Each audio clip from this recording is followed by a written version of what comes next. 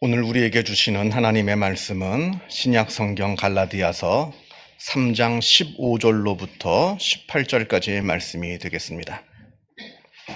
제가 가지고 있는 성경으로 신약 성경 305면에 있습니다.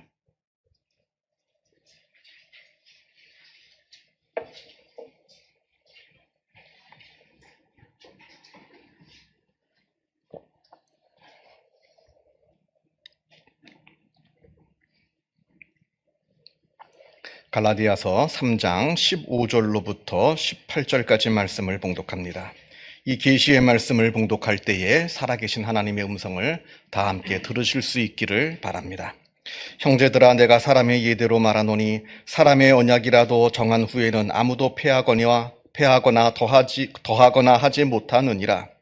이 약속들은 아브라함과 그 자손에게 말씀하신 것인데 여럿을 가리켜 그 자손들이라 하지 아니하시고 오직 한 사람을 가리켜 내 자손이라 하셨으니 곧 그리스도라. 내가 이것을 말하노니 하나님께서 미리 정하신 언약을 430년 후에 생긴 율법이 폐기하지 못하고 그 약속을 헛되게 하지 못하리라. 만일 그 유업이 율법에서 난 것이면 약속에서 난 것이 아니니라. 그러나 하나님이 약속으로 말미암아 아브라함에게 주신 것이라. 아멘.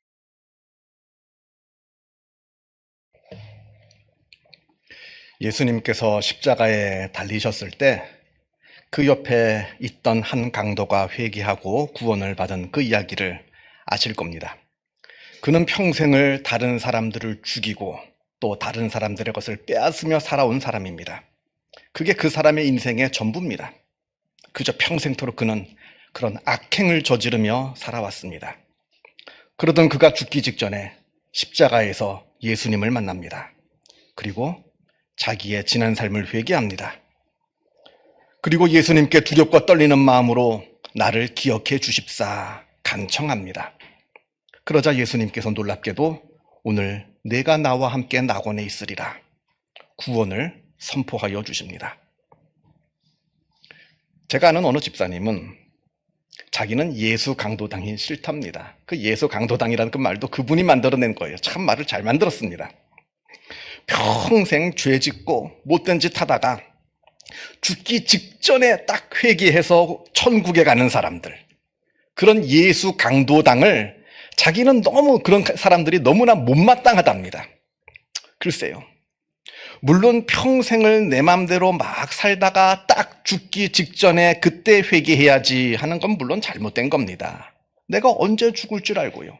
그리고 평생 그렇게 믿음 없이 살았는데 죽기 직전이라고 그 없던 믿음이 생겨나나요? 믿음은 그런 게 아닙니다. 꽤 오래전 일입니다만 제가 예전에 어느 권사님께서 급히 저한테 전화를 주시면서 어머니께서 돌아가시게 생겼으니 세례를 받고자 하신다 합니다. 그래서 제가 급히 병원으로 갔습니다.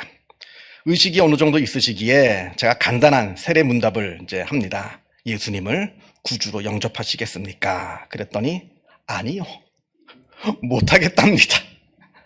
그 되게 당황스럽더라고요. 분명 세례를 받으신다고 해서 왔는데 예수님을 구주로 영접하시겠습니까? 물었더니 안 하겠답니다. 아마 그랬나 봐요. 어머니는 세례 받을 생각이 없는데 딸이 받아라 해가지고 뭐 억지로 했던지 아니면 받겠다고 했다가 나중에 마음이 바뀌셨는지 뭔진 모르겠습니다만 그러나 분명한 것은 마지막 죽음을 앞두고 있음에도 불구하고 그 마음이 열리질 않더라는 겁니다. 이게 바로 믿음인 겁니다. 여러분, 믿음에는 내일이 없습니다. 고린도후서에 보라 지금은 은혜 받을 만한 때요, 보라 지금은 구원의 날이로다. 내일이 아닙니다. 오늘입니다. 나중이 아닙니다. 지금입니다. 당장 오늘, 당장 지금이야말로 내가 믿음을 가질 수 있을 때이지 조금 있다가, 조금 나중에, 아니면 다음은 없을 수 있다는 겁니다. 바로 지금, 바로 오늘, 지금 당장이야말로 우리가 믿음을 가질 수 있는 유일한 기회일지도 모른다고 성경은 이야기합니다. 그 기회를 놓치지 말라고. 그런데 이 강도는 그 기회를 잡은 겁니다. 그 마지막 기회, 그가 살면서 몇 번 믿을 수 있는 기회가 있었는지 모르겠습니다만 그 마지막 기회를 그는 잡은 겁니다. 그리고 여기서 하나님이 중요합니다. 아무리 평생을 그렇게 못된 짓만 하면서 살다가 그 마지막에라도 하나님을 깨달아 회개하고 하나님을 믿게 된다면 그런 자격 없는 자에게조차도 구원을 베풀어 주시는 분이 바로 우리 하나님이시라는 겁니다. 마태복음 20장에는 포도원 일꾼 비유가 나옵니다. 저는 개인적으로 물론 성경 말씀이 다 귀합니다만 이 비유 말씀이야말로 기독교 복음의 핵심을 잘 이야기해 주는 말씀이 아닌가 저는 생각합니다. 그 비유 말씀을 보게 되면 아침 6시부터 저녁 6시까지 무려 12시간을 꼬박 일꾼이 나옵니다.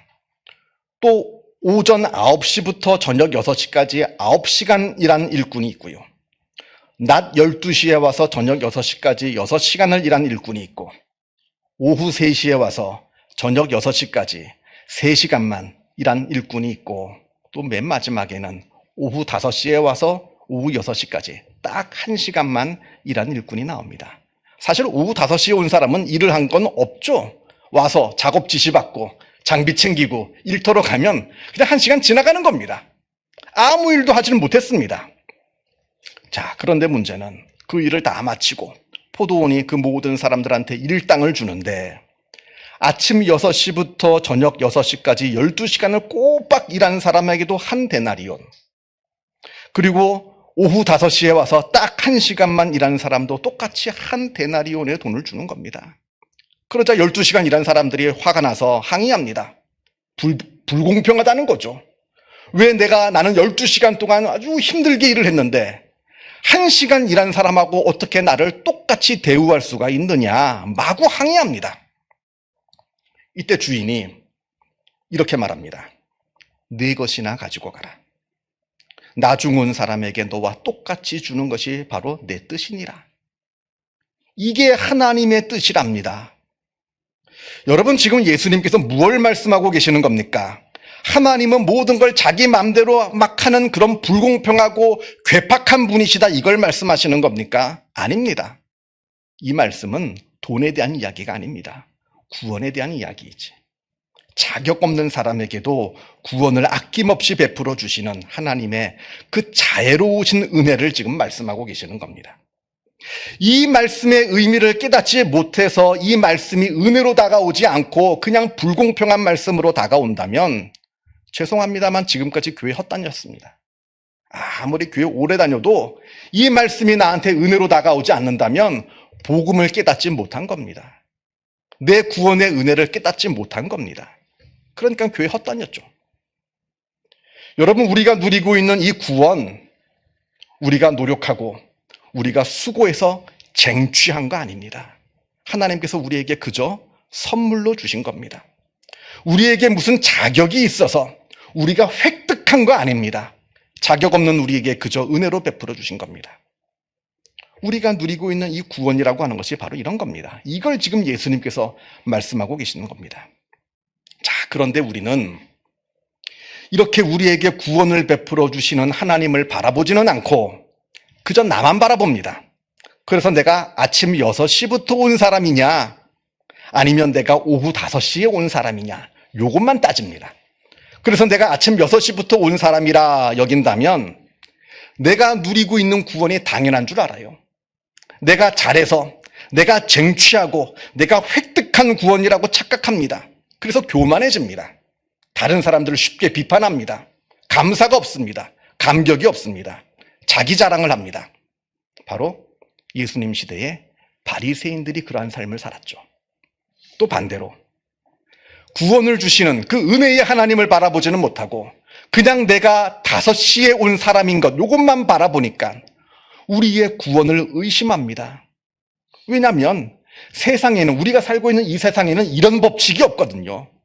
오후 5시에 왔는데 어떻게 12시간 일한 사람하고 똑같이 은혜를 베풀어 줍니까? 세상에는 이런 법칙은 없습니다. 그러니까 하나님께서 우리에게 주시는 그 구원의 은혜를 믿질 못합니다. 나 같은 사람에게도 구원을 주신다는 게 믿어지지가 않습니다. 그래서 내가 진짜 구원을 획득한 만족하기 위해서 뭔가를 더 해야 된다고 착각합니다.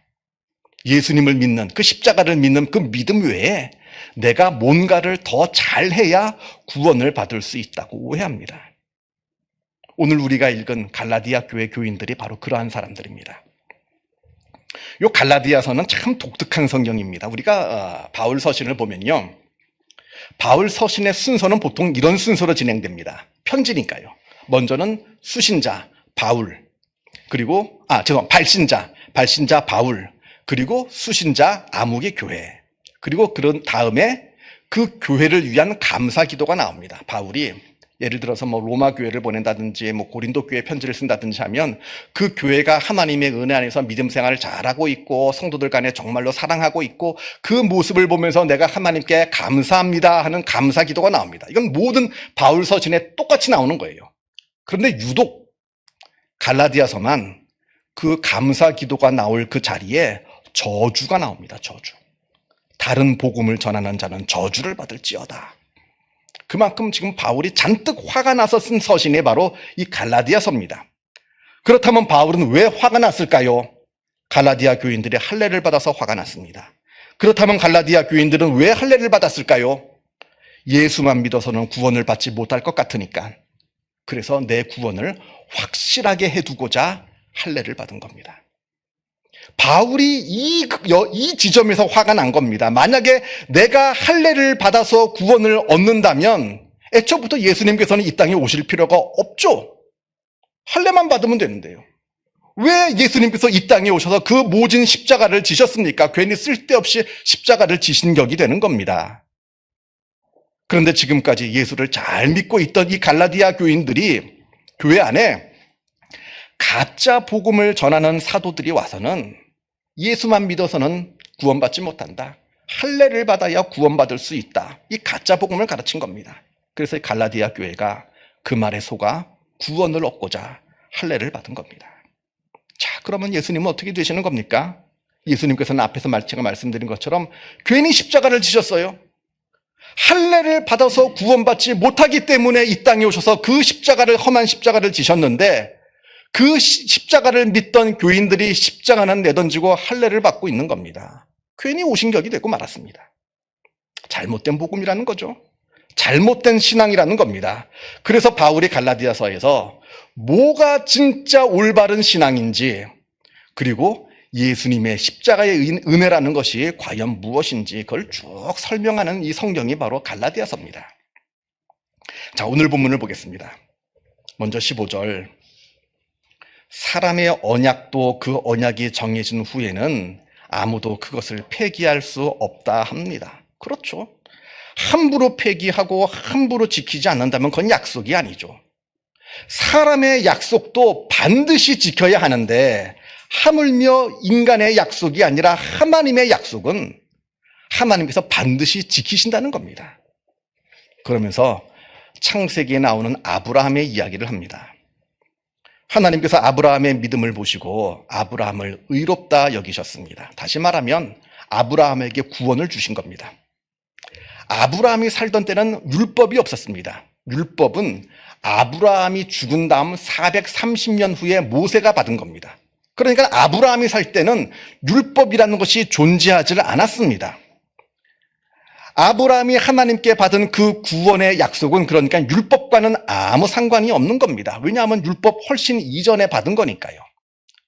그런데 430년 후에 율법을 받았는데 그 율법의 관점으로 아브라함을 보니까 아브라함은 죄 많은 죄인입니다.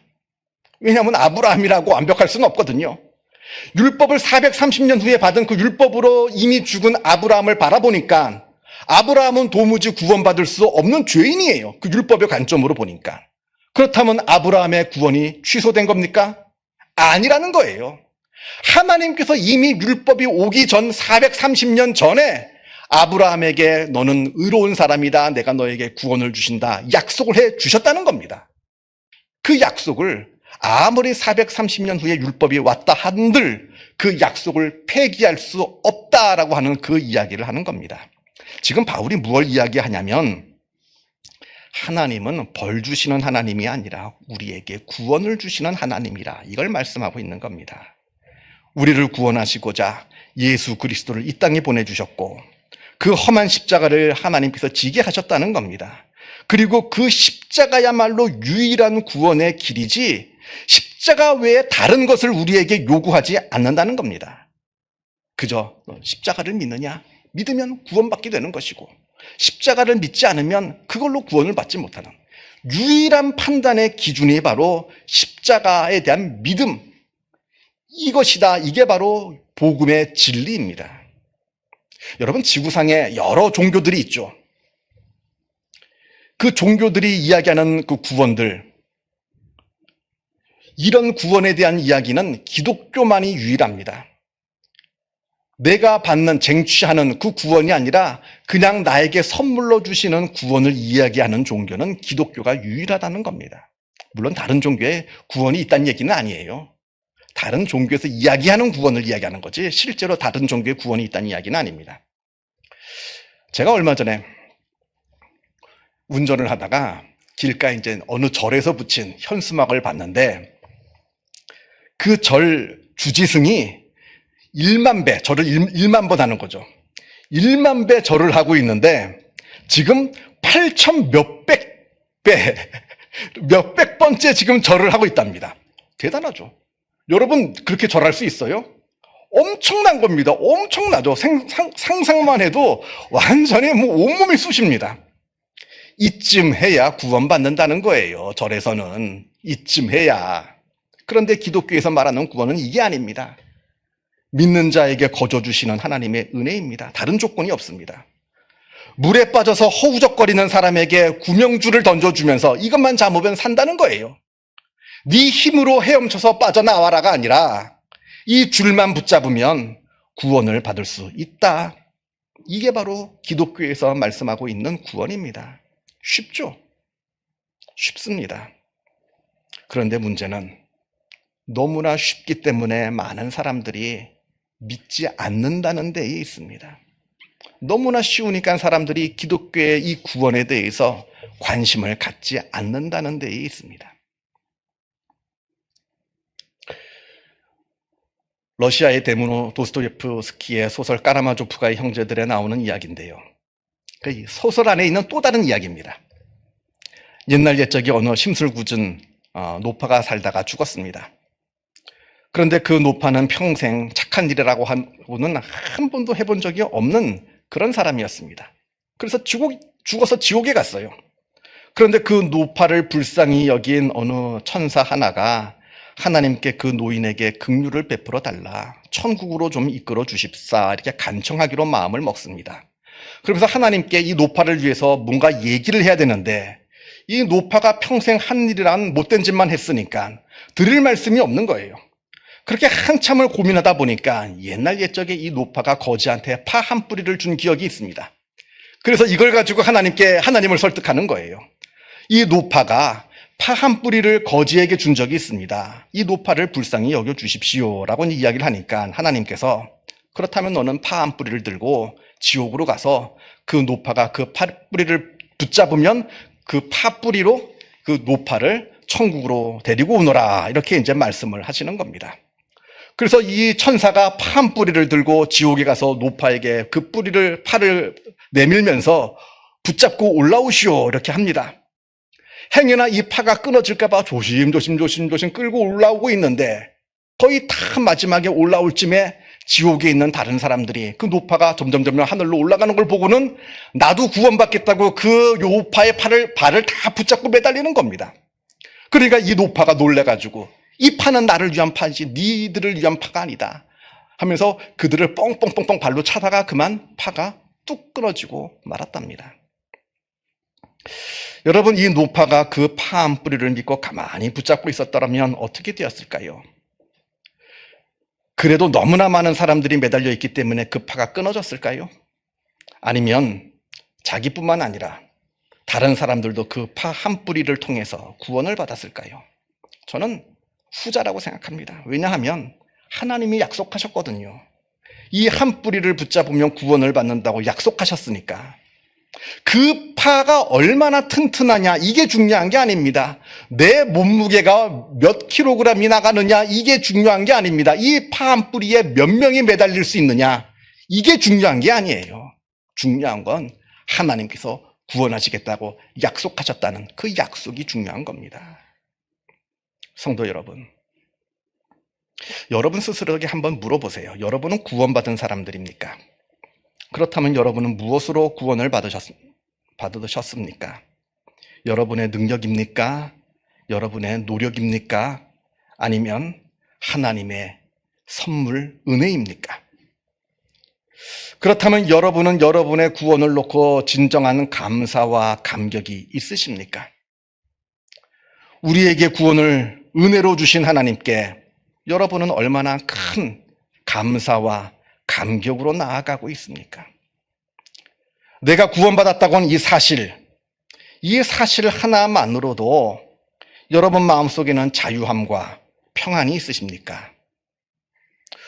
우리의 믿음을 한번 솔직하게 들여다보시는 기회가 되기를 바랍니다. 기도하겠습니다.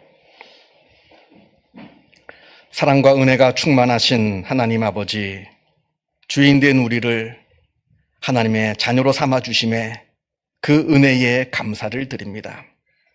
우리가 그 놀라운 구원의 은혜를 누리고 있습니다.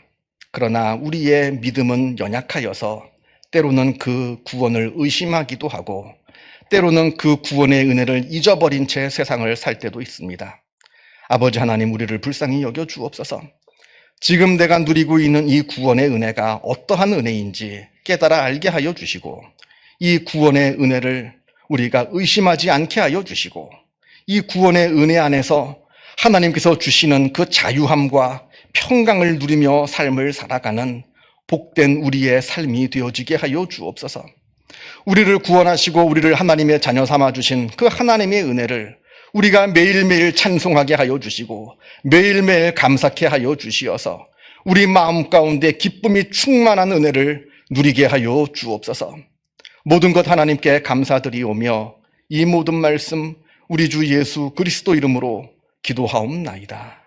아멘.